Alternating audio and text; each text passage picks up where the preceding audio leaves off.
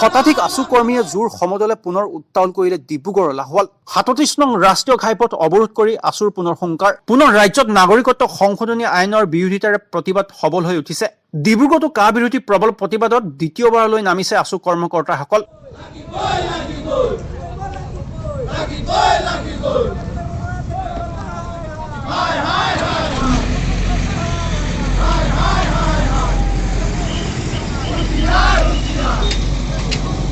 বিষয় যে বিজেপি নেতৃত্বাধীন চৰকাৰখনে আমাৰ ওপৰত বলপূৰ্বকভাৱে কাখন জাপি দিব বিচাৰিছে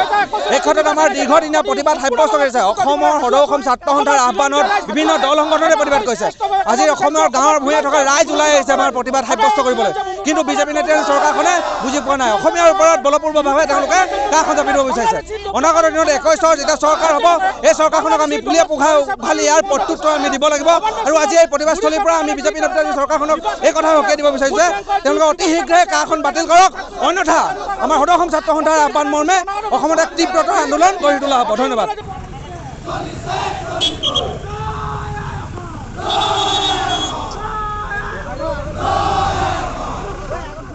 নাগৰিকত্ব সংশোধনী আইনৰ বিৰোধিতা কৰি জোৰ সমদলে লাহোৱাল আঞ্চলিক ছাত্ৰ সন্থাই বহু সময় ধৰি অৱৰোধ কৰিলে ৩৭ নং ৰাষ্ট্ৰীয় ঘাইপথ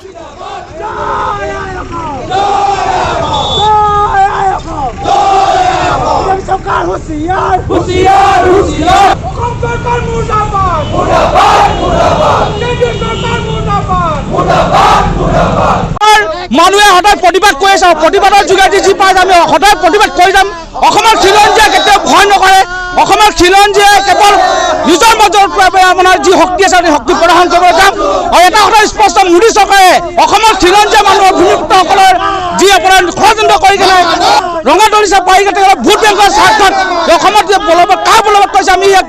উত্তৰ দিছোঁ আৰু অনাগত ভৱিষ্যত যি আপোনাৰ 2025 নিৰ্বাচন যাতে সম্পূৰ্ণভাৱে আমি অসমৰ খিলঞ্জীয়ে প্ৰস্তুত দিব এই কথা স্পষ্ট